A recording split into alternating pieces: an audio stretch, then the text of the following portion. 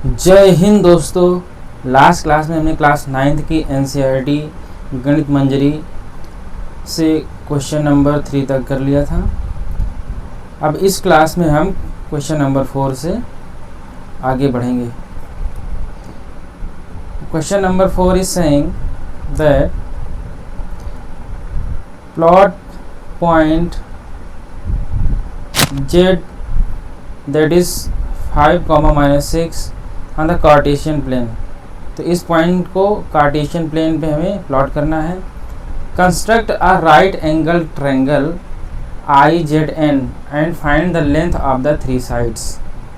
ठीक, तो एक राइट एंगल ट्रायंगल हमें IZN प्लॉट करना है, कंस्ट्रक्ट करना है, और हमें क्या बताना है कि उसकी लेंथ बतानी है। जो तीनों साइड हैं, ऑल 3 साइड्स की लेंथ भी हमें बतानी है। तो कमेंट में बता रहे कि आंसर में differ from person to person. Answer person to person differ कर सकता है। क्यों करेगा, अब मैं अभी बताता हूँ क्यों ये आंसर डिफ़र करेगा। ठीक है, तो सबसे पहले क्या है, हम कार्टेशियन प्लेन ग्राफ ले लेते हैं और वहाँ पे 5, -6 z पॉइंट को प्लॉट कर लेते हैं। ठीक है, अब जो है हम 5, -6 को प्लॉट करेंगे इसमें। तो देखें 5 क्या है, पॉजिटिव है, तो यानी कि x एक्सिस पे आएगा। ये हमारा 5 हो जाएगा यहाँ पे। ठीक है, ये 0.5 हो जाएगा। और -6 y एक्सिस पे आएगा, तो देखिए ये -6 हो जाएगा। ये 2 पॉइंट दिख रहे हैं आपको। ठीक, तो ये जो दोनों पॉइंट एक जगह पे अपने आप को मिलेंगे तो वही कोऑर्डिनेट हो जाएगा।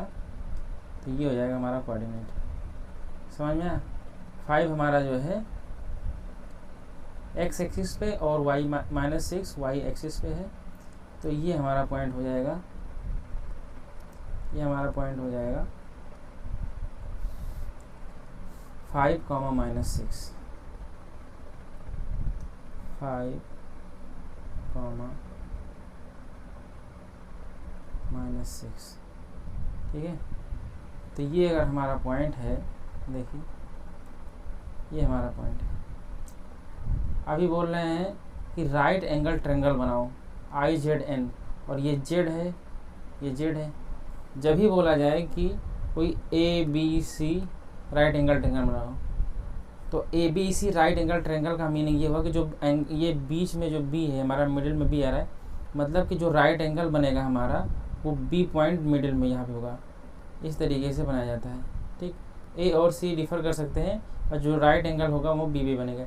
इसी तरीके से जो हमें बोला गया कि IZN राइट एंगल ट्रायंगल बनाना है, तो IZN में राइट एंगल ट्रायंगल में जो Z होगा वहीं पे हमारा राइट एंगल बनेगा। ठीक है, वहीं पे बनेगा। तो Z हमें गिवन है यहाँ पे, तो इधर ही हमको जो है राइट एंगल बनाना होगा। ठीक, समझ में आया। तो चलो हम कंस्ट्रक्ट कर लेते हैं। अच्छा, आंसर क्यों डिफ़र करेगा मैं बता देता हूँ। तो जो अदर 2 पॉइंट्स हैं उनको कंसीडर करना है। आप राइट एंगल ट्रायंगल, एक तो हमारा पता ही चल गया है कि राइट एंगल ट्रायंगल इस पॉइंट से जाके इधर नहीं गया। तो अगर आप जो है यहाँ तक लेते हो, इसको इस तरीके से राइट एंगल ट्रायंगल बनाते हो। ठीक है, अगर इस तरीके से आप राइट एंगल ट्रायंगल बनाते हो, ठीक, तो उनके जो कोऑर्डिनेट्स होंगे वो अलग, इसके कोऑर्डिनेट अलग होगा, इसका कोऑर्डिनेट अलग होगा। ठीक, तो इसकी लेंथ भी अलग अलग आएंगी। ठीक, इसकी लेंथ भी अलग अलग आएंगी। और अगर इसी को जो है आप थोड़ा सा और बढ़ा दें, यहाँ पे कोई इस तरीके से ले लेगा, ठीक, कोई इसको ऐसे बना देगा, प्लॉट कर देगा, इस तरीके से प्लॉट कर देगा। ठीक, तो उसके आंसर फिर डिफ़र करेंगे कि नहीं करेंगे बताओ। बट सबसे आसान तरीका ये होता है कि जो हम पॉइंट्स लें वो x एक्सिस और y एक्सिस पे लें। उसमें क्या रहेगा कि डिस्टेंस हमको एग्जैक्टली पता चल जाएगी, और उसमें एक एक्सिस जैसे कि x एक्सिस होगा उस पे y 0 होगा, और y एक्सिस है उस पे x 0 होगा। इस वजह से हमारी कैलकुलेशन आसान हो जाएगी। इसके लिए जो है हम इस तरीके से कुछ बनाएंगे। देखिए बताते हैं। तो मैं जो कंस्ट्रक्ट करूँगा अपना जो है ट्रायंगल, तो राइट एंगल ट्रायंगल बनाने के लिए मैं कुछ इस तरीके से कंस्ट्रक्ट करूँगा। मैं इसको x एक्सिस तक दोनों को पॉइंट्स को लेके जाऊँगा। ठीक, इस तरीके से कुछ बनाऊंगा।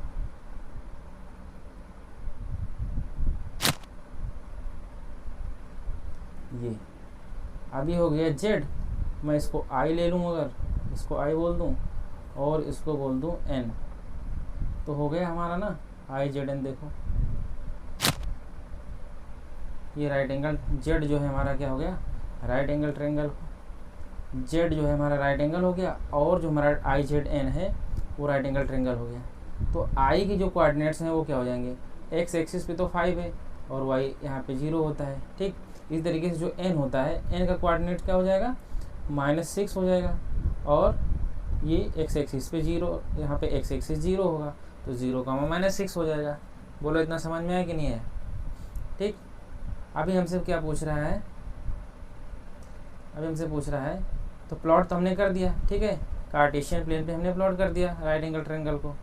ठीक, अभी बताना है कि find the length of 3 sides, तो ऑल 3 साइड्स की लेंथ बतानी है। तो देखो इनमें ऑल 3 साइड की लेंथ बतानी है।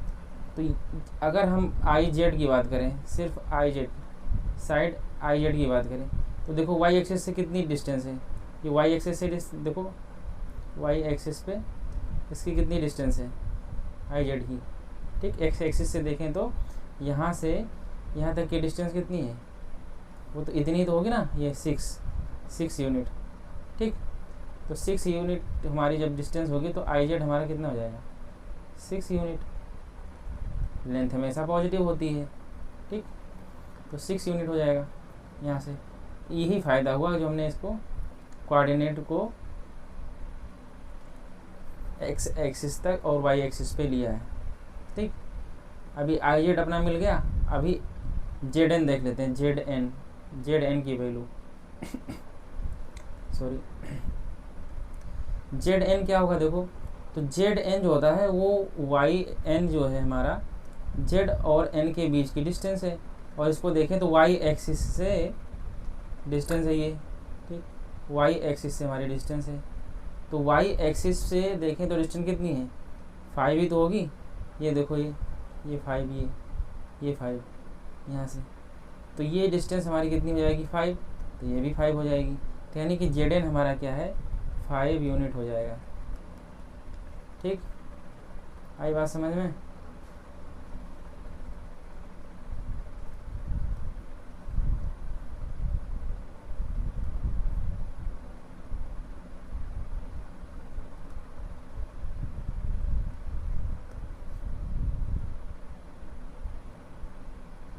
तो इस तरीके से जो है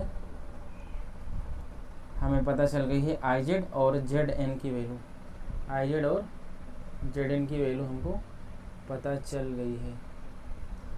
अभी हमको चाहिए आई और एन की वैल्यू। किसकी वैल्यू चाहिए, आई एन की वैल्यू चाहिए, आई एन। अब आई एन की वैल्यू हम नहीं निकाल पाएंगे इस तरीके से, जिस तरीके से अभी हमने निकाला, क्योंकि जो है इस पर कोई परपेंडिकुलर एक्स एक्सिस से नहीं बना हुआ है।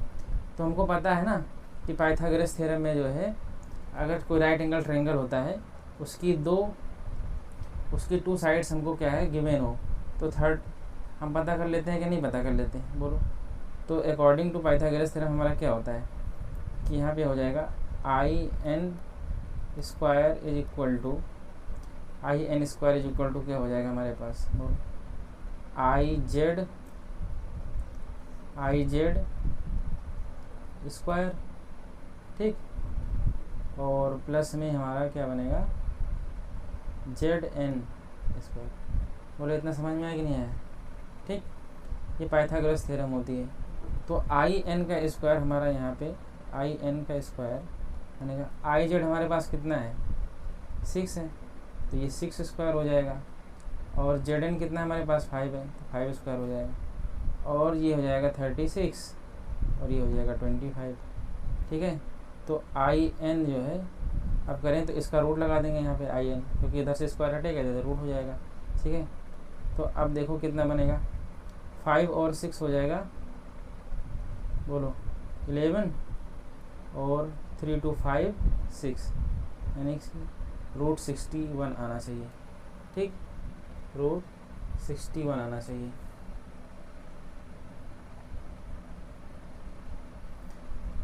इतनी बात समझ में आई।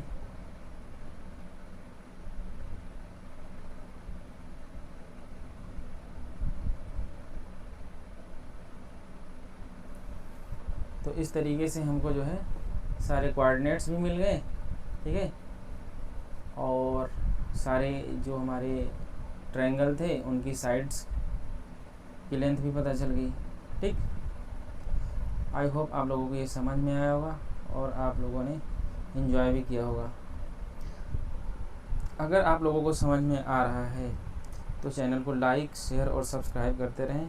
इससे आपका एक सपोर्ट हमारे लिए मोटिवेशन बनता है।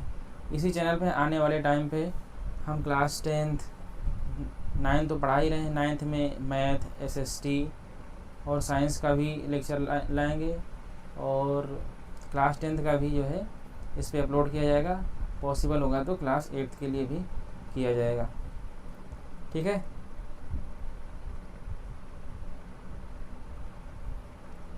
तो अब क्वेश्चन नंबर 5 की तरफ चलें। क्वेश्चन नंबर 4 हमारा कंप्लीट हो गया।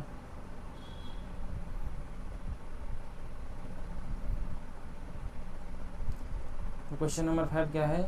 What would a system of coordinates be like if we did not have negative numbers?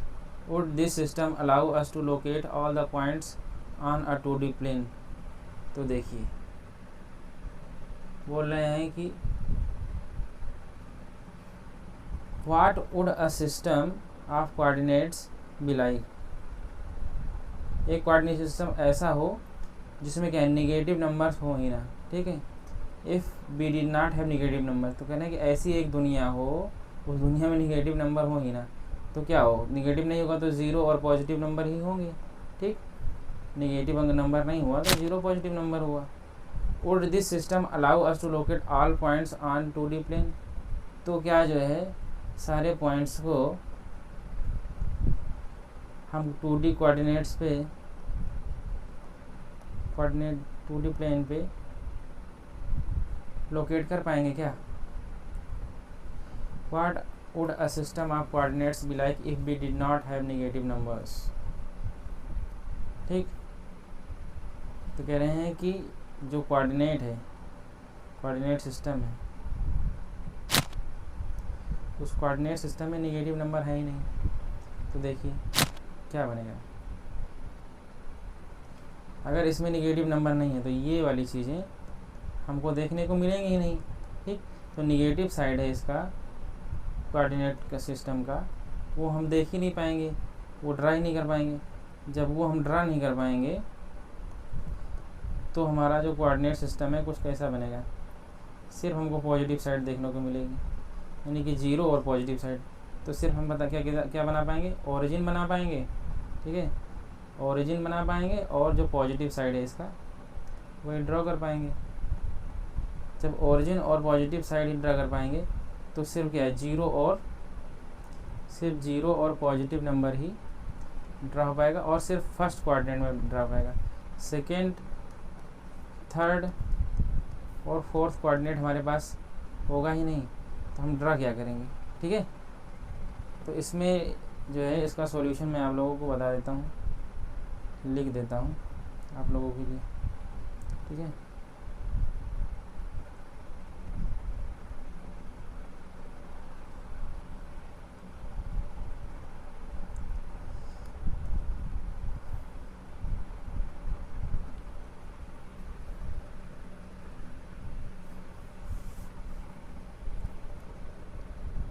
लिखना आंसर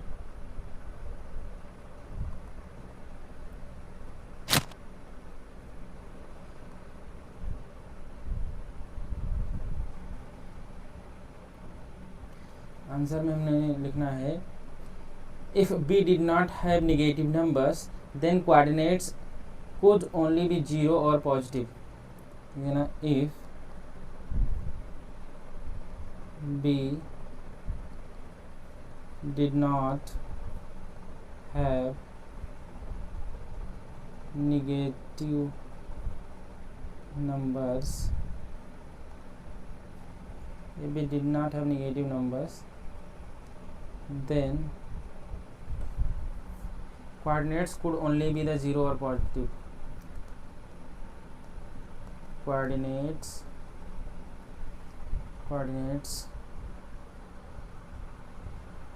could only बी 0 और पॉजिटिव, ठीक है। सो on the x-axis we could mark only the points to the right of the origin, on the y-axis we could mark only the points above the origin, ठीक है। तो x-axis पे क्या है, सो x-axis पे हम क्या कर पाएंगे, उसके सिर्फ राइट में ही प्लॉट कर पाएंगे, y-axis के above ही हम कर पाएंगे, प्लॉट कर पाएंगे पॉइंट्स को, मीन्स फर्स्ट कोऑर्डिनेट में ही प्लॉट कर पाएंगे, ठीक है। Positive part of x-axis, positive part of y-axis and origin, बस इतना ही ड्रा करवाएंगे। So this means we could locate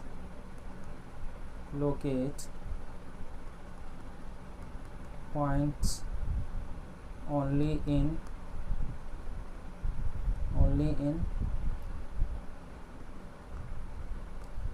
quadrant first, ठीक, क्वाड्रेंट फर्स्ट में कर सकते हैं, और कहाँ कर सकते हैं, the positive part of the X axis, ठीक। इस तरीके से the positive part of the Y axis, इस तरीके से, ठीक। एंड द ओरिजिन, और ओरिजिन पे कहाँ कर पाएंगे, और एंड द ओरिजिन, ठीक। तो इसी पे कर पाएंगे, और कहाँ नहीं कर पाएंगे, तो points in quadrant second, points in quadrant third, points in coordinate fourth, points on the negative parts of the axis. Therefore such a system would not allow us to locate all the points on 2D, ठीक। therefore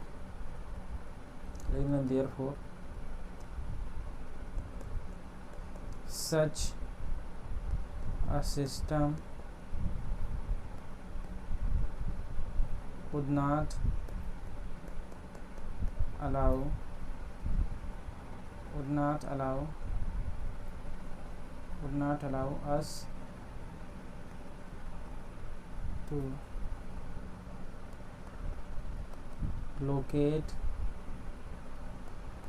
all the points on a 2D plane, ठीक, समझ में आया। तो दोस्तों आज के लिए इतना ही करते हैं, शुक्रिया आप लोगों का, थैंक यू गाइस।